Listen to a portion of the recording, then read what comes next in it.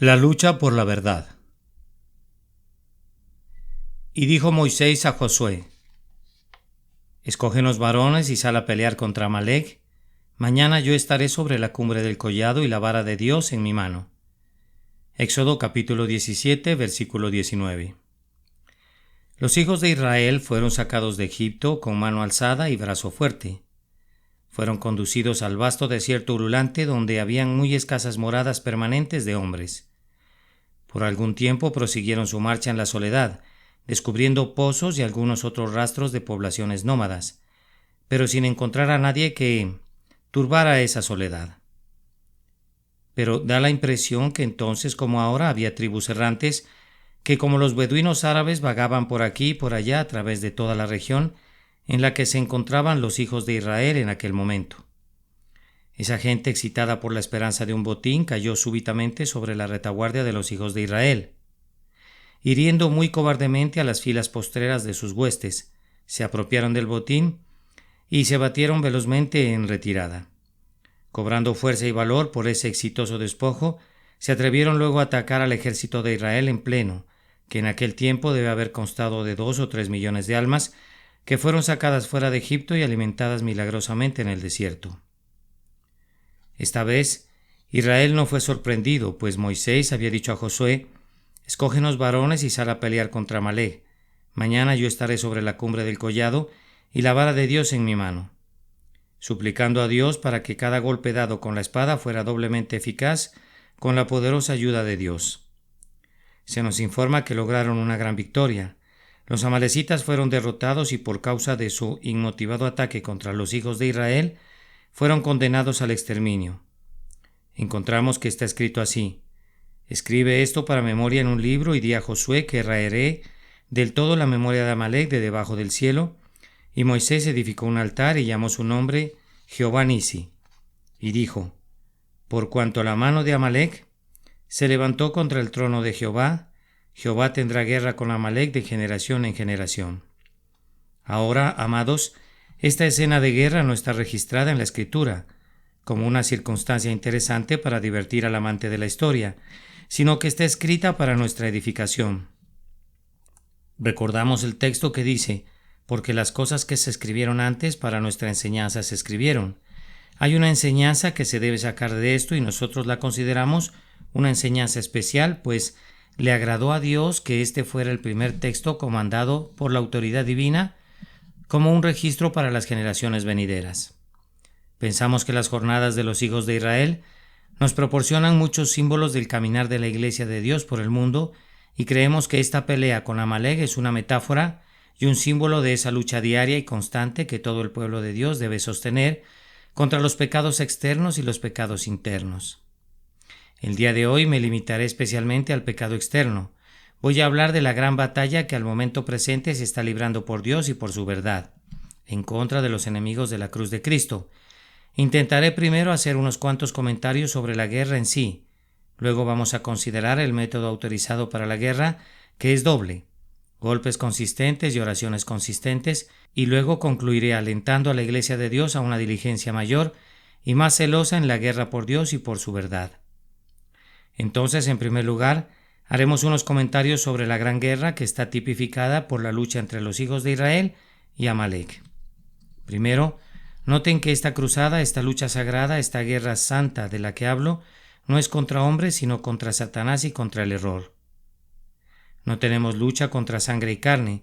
Los cristianos no están en guerra contra ningún hombre que camina sobre la tierra. Estamos en guerra contra la infidelidad, pero a los infieles los amamos y oramos por ellos. Estamos en guerra contra cualquier herejía, pero no tenemos enemistad contra los herejes.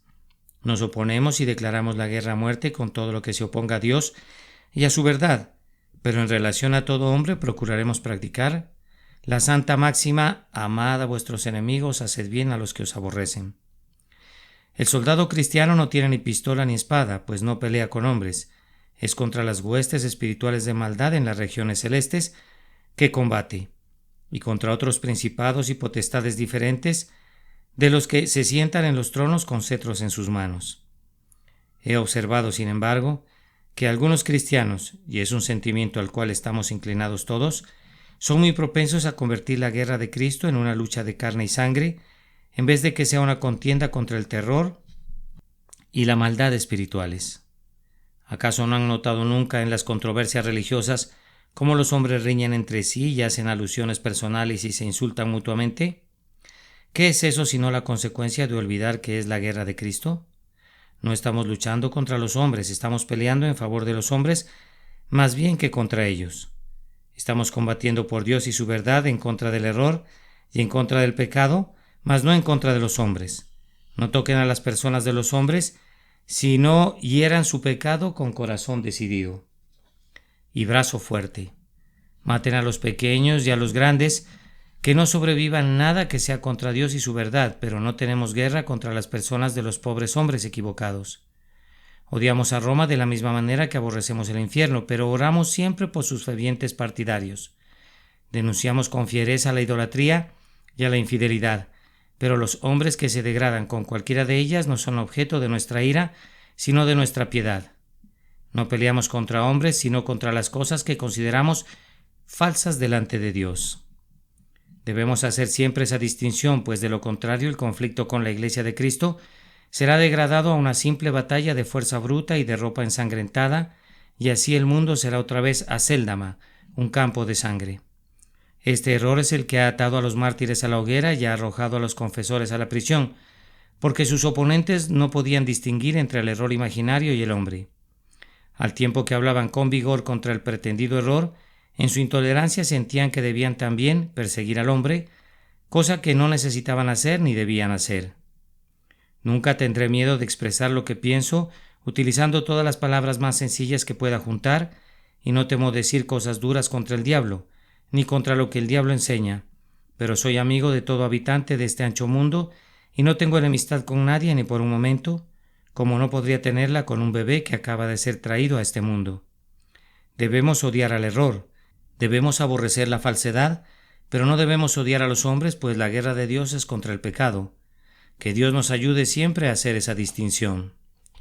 Pero ahora observemos que la guerra que hace el cristiano, y podemos decirlo para alentarlo, es una guerra muy justa. En cualquier otro conflicto en que los hombres hayan participado han habido dos opiniones. Algunos han opinado que la guerra era justa y otros han dicho que era injusta. Pero en relación a la guerra sagrada en la que han estado involucrados todos los creyentes, ha habido una sola opinión entre los hombres de mente recta. Cuando el antiguo sacerdote estimulaba a los cruzados a la guerra, les hacía gritar Deus Vult, es la voluntad de Dios, y nosotros podemos decir lo mismo con mayor razón. Una guerra en contra de la falsedad, una guerra en contra del pecado, es una guerra de Dios. Es una guerra estimulante para cualquier cristiano, pues está muy seguro que cuenta con el sello de la aprobación de Dios cuando va a la guerra contra los enemigos de Dios. Amados, no dudamos de ninguna manera que cuando alzamos nuestras voces como una trompeta en contra del pecado, nuestra guerra es justificada por las leyes eternas de la justicia. Que todas las guerras tuvieran una causa tan justa y verdadera como la guerra que Dios peleó con Amalek contra el pecado en el mundo. Recordemos además que es una guerra de suma importancia. Se grita a veces en otras guerras: ingleses, luchen por lo que les pertenece y por sus hogares, por sus esposas y por sus hijos, combatan y repelan al enemigo. Pero esta guerra no es meramente por proteger nuestras pertenencias y nuestros hogares, nuestras esposas y nuestros hijos, sino que es por algo más que todo eso. No es contra quienes matan el cuerpo y después nada más puedan hacer, sino que es una lucha por las almas, por la eternidad, contra quienes quieren arrojar al hombre a la perdición eterna. Es un combate por Dios, por la liberación de las almas de los hombres de la ira venidera. Es en verdad una guerra que debe ser comenzada, debe ser continuada y combatida en espíritu por el ejército entero de los elegidos de Dios, sabiendo que ninguna guerra puede ser más importante. La salvación instrumental de los hombres es, por encima de todas las cosas, el objetivo más elevado que podremos alcanzar, y ahuyentar a los enemigos de la verdad es una victoria que sobrepasa todas las cosas deseables. La religión debe ser el cimiento de cada bendición que la sociedad espera gozar. Aunque le den poca importancia, la religión tiene mucho que ver con nuestra libertad, con nuestra felicidad y con nuestro bienestar. Inglaterra no hubiera sido lo que ahora es si no hubiese sido por su religión, y en aquella hora en la que abandone a su Dios, su gloria habrá caído y en sus estándares se escribirá Aikabod. En aquel día, cuando el Evangelio fuere silenciado, cuando nuestros ministros dejaran de predicar, cuando la Biblia fuera encadenada, en aquel día, Dios quiera que nunca suceda, en aquel día Inglaterra podría contarse entre los muertos, pues habría caído, puesto que Dios la habría abandonado, viendo que ha desechado su alianza con él. Cristianos, en esta pelea por la justicia ustedes están combatiendo por su nación, por sus libertades, por su felicidad y su paz, pues a menos que se mantenga la religión del cielo, todo ello en verdad será destruido. A continuación, reflexionemos en que en esta gran guerra por Dios y por Cristo, estamos peleando con enemigos insidiosos y muy poderosos. Permítame hacer otra vez la observación que en tanto que hablo de ciertos caracteres, no estoy hablando de los hombres, sino de sus errores. En este momento estamos experimentando dificultades especiales en la gran contienda por la verdad, especiales debido a que muy pocos la aprecian. Tenemos enemigos de todas las clases y todos ellos muchos más despiertos que nosotros. El infiel tiene sus ojos muy abiertos y mientras creemos somos hombres muy confiados, que en verdad nuestra grandeza esté madura. Una helada está quemando nuestros hermosos retoños y a menos que despertemos, que Dios nos ayude. Casi en todo lugar, la infidelidad parece cobrar una gran influencia. No la infidelidad osada y jactanciosa de Tom Paine, sino la infidelidad más cortés y moderada. No la infidelidad que mata a la religión con un garrote, sino aquella que trata de envenenar con pequeñas dosis de veneno, afirmando que todavía no ha lesionado a la moral social. En todas partes esto está aumentando. Me temo que la gran masa de nuestra población está imbuida en un espíritu infiel. Entonces tenemos que preocuparnos más de eso que de Roma. No de Roma en su ataque abierto, de eso tenemos poco temor. Dios ha dado al pueblo de Inglaterra un espíritu protestante tan valeroso que cualquier abierta innovación proveniente del Papa de Roma sería repelida instantáneamente. Me refiero al catolicismo romano que se ha infiltrado instantáneamente. Me refiero al catolicismo romano que se ha infiltrado en la Iglesia de Inglaterra bajo el nombre de puseísmo. Se ha incrementado por todas partes. Está comenzando a prender velas en el altar, que es solo un preludio de esas grandes llamas con las que quieren consumir nuestro protestantismo. Oh, que hubiesen hombres que los desenmascararan. Hay mucho por qué temerles, pero no le daría mayor importancia si no fuera por algo que es todavía peor. Tenemos que luchar con un espíritu, que no sé cómo denominarlo a menos que lo llamen un espíritu de modernización enfermiza en los púlpitos de las iglesias protestantes. Los hombres han comenzado a limar los ásperos filos de la verdad, a desechar las doctrinas de Lutero y de Zwinglio y de Calvino, tratando de adaptarlas para complacer a los gustos más refinados. Pueden visitar en estos días una capilla de la Iglesia Católica y oír un sermón predicado por algún sacerdote católico que es tan bueno como el que pueda predicar un ministro protestante, porque no aborda los puntos controversiales ni expone las partes claves de nuestra religión protestante. Adviertan también cuánto desprecio hay en la gran mayoría de nuestros libros hacia la sana doctrina. Los autores se imaginan que la verdad no tiene mayor valor que el error, que en cuanto a las doctrinas que predicamos no tienen mayor importancia, y todavía sostienen que el hombre de recta vida no puede equivocarse. El letargo y la frialdad se están infiltrando en los púlpitos bautistas y de muchas otras denominaciones, y con ellos una suerte de anulación de toda verdad, al tiempo que generalmente predican solo pequeños errores dignos de notarse. Sin embargo, la verdad misma es expresada de una manera tan diluida que nadie la detecta y en un estilo tan ambiguo que nadie es sacudido por ella. En la medida que esté al alcance del hombre, las flechas de Dios deben ser quebradas y la espada debe ser envainada en el día de la batalla. Los hombres ya no oyen la verdad como solían hacerlo. Una boca de terciopelo está reemplazando al cojín de terciopelo y el órgano es lo único en el edificio que expresa un cierto sonido. De tales cosas, líbranos, Señor. Que el cielo ponga un fin a toda esta moderación malentendida. Necesitamos una verdad expresada con franqueza en estos peligrosos días. Necesitamos un hombre en este momento que hable como Dios le indique y que no se preocupe por nadie. Oh, si tuviésemos entre nosotros algunos de los viejos predicadores escoceses, esos predicadores escoceses hacían temblar a los reyes, no eran siervos de hombres, eran muy señores doquiera que iban, porque cada uno de ellos decía: Dios me ha dado un mensaje, mi frente es adamantina contra los hombres, hablaré lo que Dios me diga. Como Micaías, esos predicadores decían: Vive Jehová, que lo que Jehová me hablare, eso diré. Héroes de la verdad, soldados de Cristo, despierten. En este momento tenemos enemigos. No crean que la lucha ha terminado. La gran guerra de la verdad se torna más intensa y fiera que nunca. Oh soldados de Cristo, desenvainen sus espadas, levántense otra vez por Dios y por su verdad, para que el evangelio de la gracia inmerecida no sea olvidado. Solo déjenme agregar en lo relativo a esta guerra que tendrá perpetua duración. Recordemos, amados hermanos, que esta guerra entre el bien y el mal debe ser continua y no debe cesar nunca, hasta que la verdad haya obtenido la victoria. Si suponen que nuestros antepasados hicieron lo suficiente por la verdad y por Dios, y que ustedes pueden disfrutar del ocio, cometen un grave error. Hasta ese día, cuando el mando tenga la verdad y la verdad tenga el mando, no debemos envainar nunca nuestras espadas hasta la feliz hora en que Cristo reine, cuando sea Señor de todas las tierras, cuando forjemos asadones de nuestras espadas y hoces de nuestras lanzas, y los hombres ya no aprendan más la guerra. Hasta ese día el conflicto debe mantenerse. Que nadie piense que hemos alcanzado una posición en la que no tenemos necesidad de estar vigilantes. Así como la guerra ha sido terrible en el pasado, sigue siéndolo ahora. Aunque de otra manera, ahora no tenemos necesidad de resistir hasta la muerte en nuestra lucha con el pecado, pero tenemos necesidad de un poder de resistencia tan firme como el que poseyeron los mártires y confesores en los días del pasado. Hermanos, tenemos que despertar. El ejército debe estar presto. Los soldados del Señor deben despertar a una conciencia de su posición. Ahora, tocamos la trompeta. Apresúrense en la batalla, soldados amodorrados.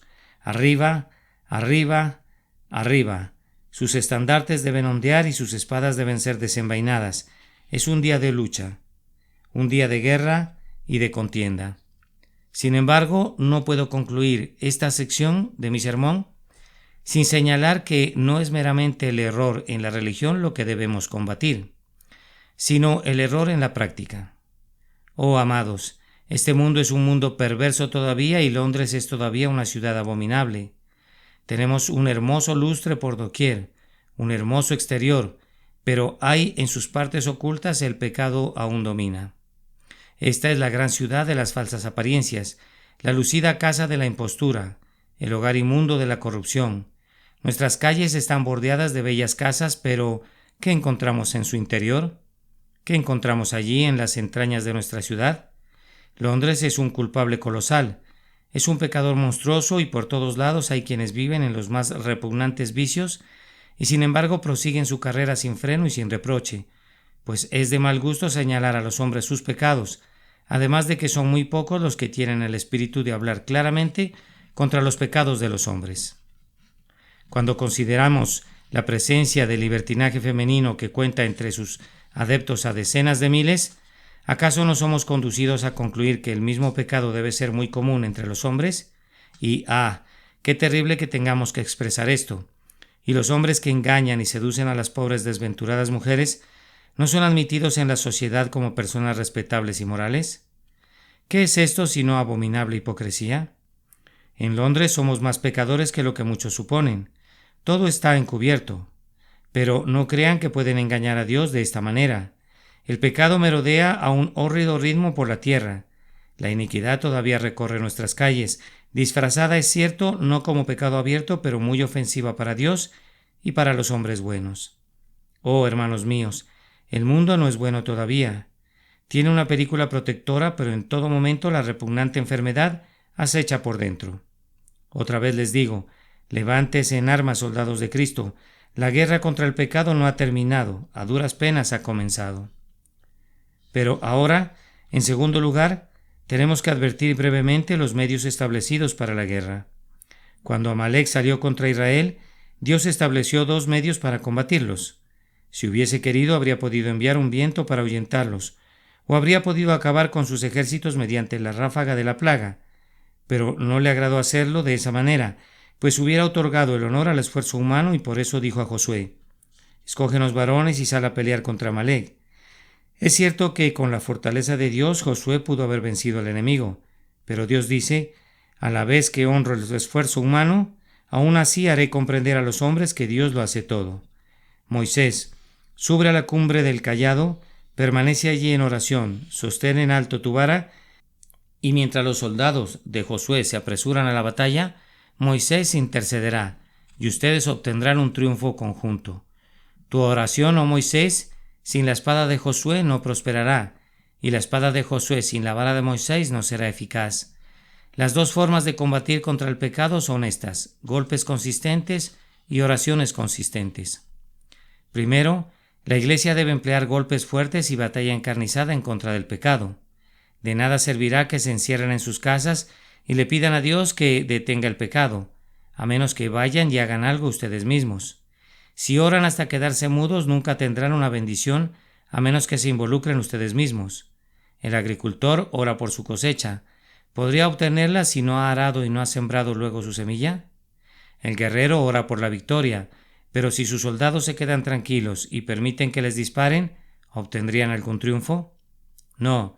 Debe haber un activo ejercicio del poder otorgado por Dios, pues la oración sin ese ejercicio no aprovecharía en nada. Entonces, hermanos y hermanas, que cada uno de nosotros en nuestras respectivas esferas aseste duros golpes en contra del enemigo.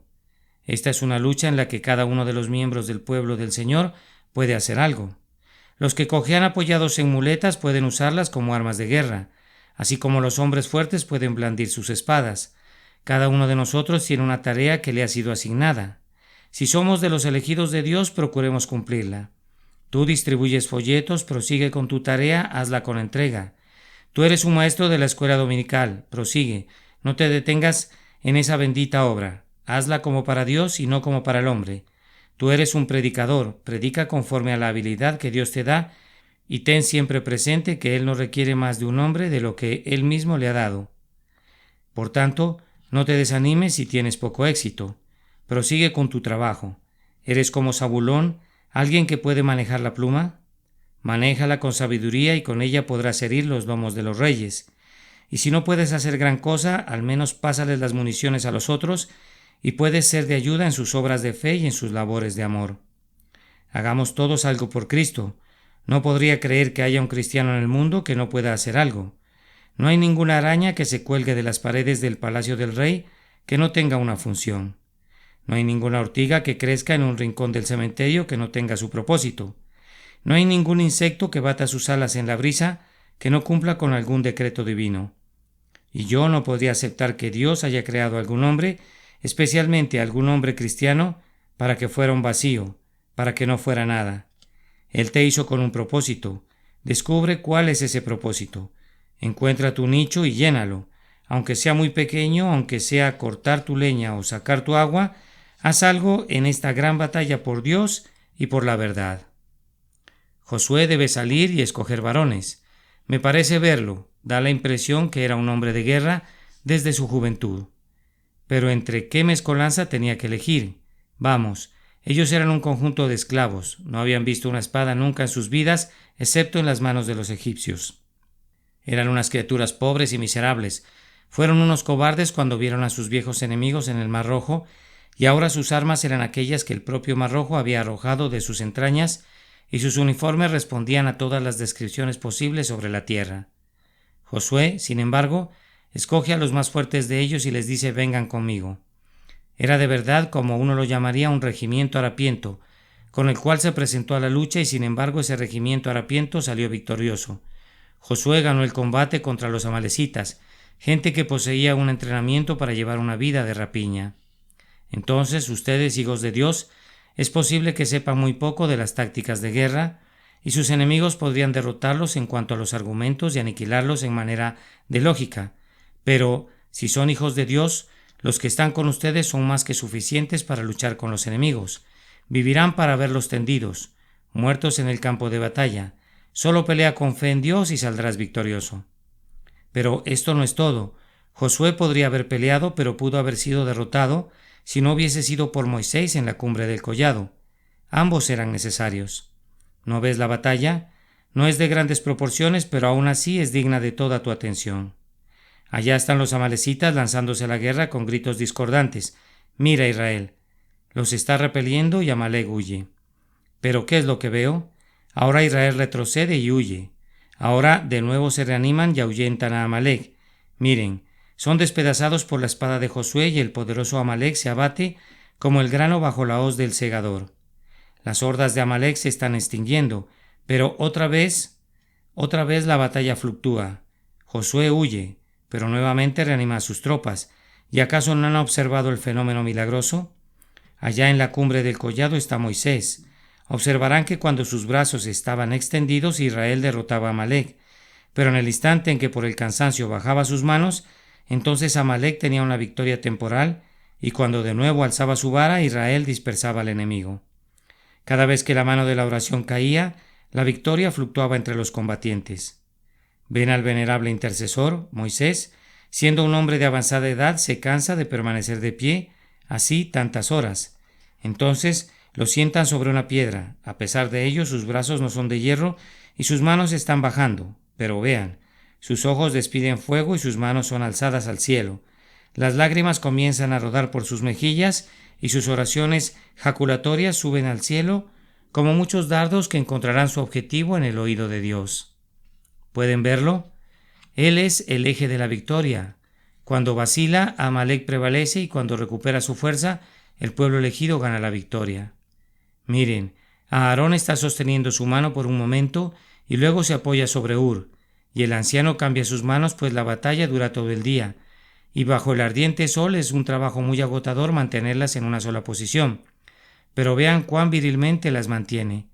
Duras como si hubieran sido esculpidas en piedra, cansado y agotado, aún así sus manos están extendidas como si fuese una estatua, y sus amigos le ayudan en su celo. Y vean ahora. Las filas de Amalec están deshechas como delgadas nubes ante un viento fuerte de Vizcaya. Huyen, huyen. Todavía sus manos están inmóviles, todavía pelean. Todavía los amalecitas huyen. Todavía Josué prevalece hasta que al fin todos los enemigos yacen tendidos muertos sobre la llanura y Josué regresa con un grito de júbilo. Ahora, esto nos enseña que debe haber oración acompañada de esfuerzo. Ministro, aunque continúes predicando no tendrás ningún éxito a menos que ores. Si no sabes cómo luchar con Dios de rodillas, encontrarás que es muy difícil luchar de pie en el púlpito con los hombres. Podrás esforzarte para hacerlo, pero no tendrás éxito a menos que apoyes tus esfuerzos en la oración. Es más probable que falles en tus oraciones que en tus esfuerzos.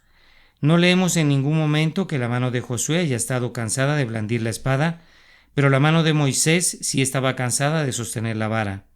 Entre más espiritual sea la tarea, más propensos estaremos a cansarnos de ella. Podríamos pararnos y predicar todo el día, pero no podríamos orar todo el día. Podríamos salir para visitar enfermos todo el día, pero no podríamos estar encerrados ni la mitad del día en nuestras habitaciones. Pasar una noche con Dios en oración sería mucho más fácil que pasar una noche predicando al hombre. Oh, cuídate, Iglesia de Cristo, de dejar de orar. Sobre todo, me dirijo a mi propia iglesia muy amada, a mi propio pueblo. Ustedes me han amado y yo les he amado. Y Dios nos ha dado un gran éxito y nos ha bendecido. Pero, fíjense bien, yo atribuyo todo eso a sus oraciones.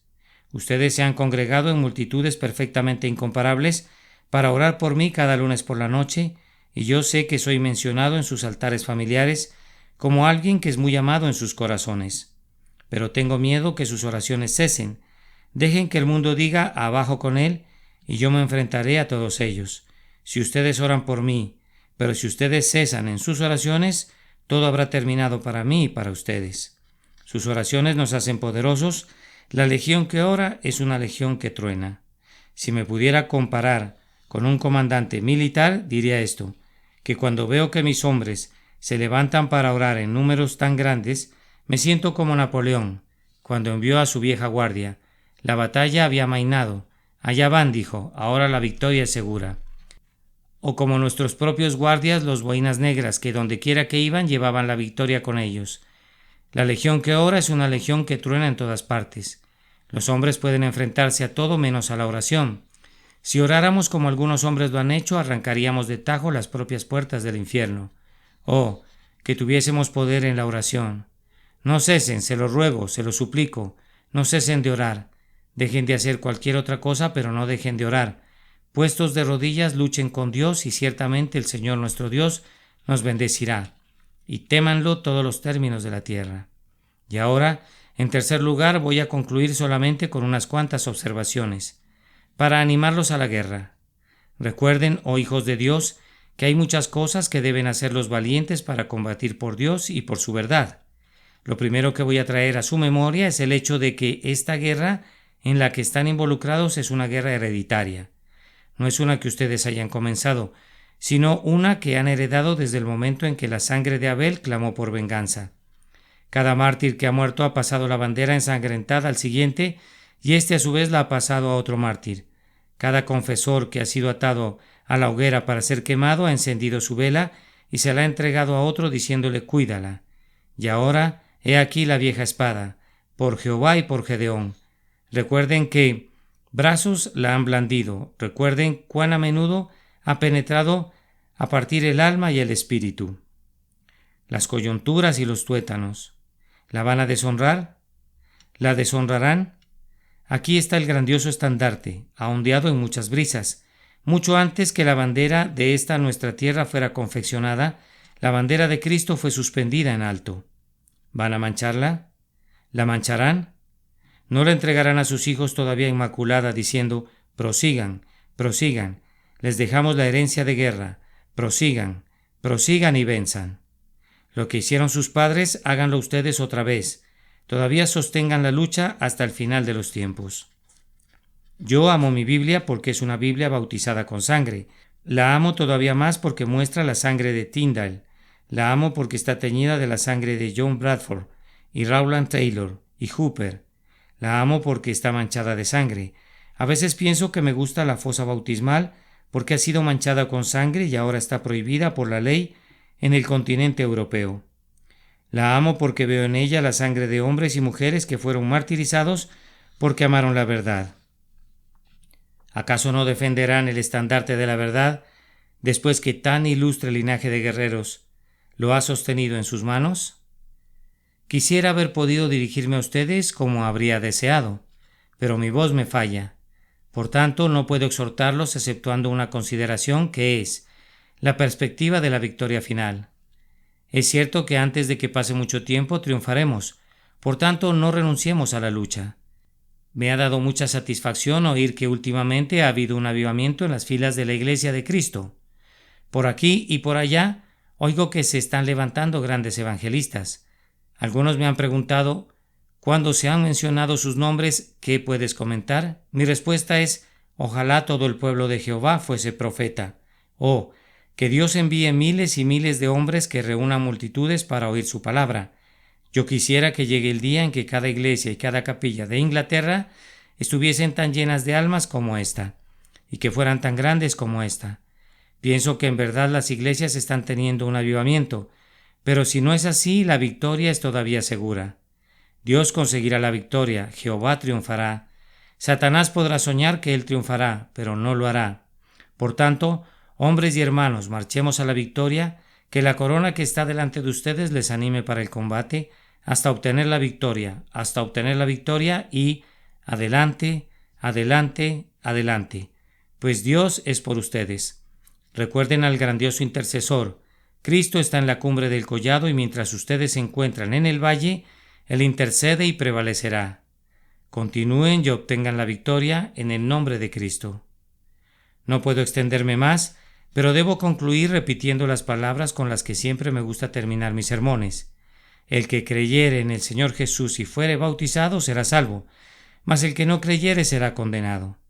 Oh, que crean en Cristo. Oh, que Dios les dé fe para que pongan su confianza en Él. Este es el único camino de salvación. Cree en el Señor Jesucristo y serás salvo. Amén. La lucha por la verdad. Y dijo Moisés a Josué, escógenos varones y sal a pelear contra Amalec mañana yo estaré sobre la cumbre del collado y la vara de Dios en mi mano. Éxodo capítulo 17, versículo 9.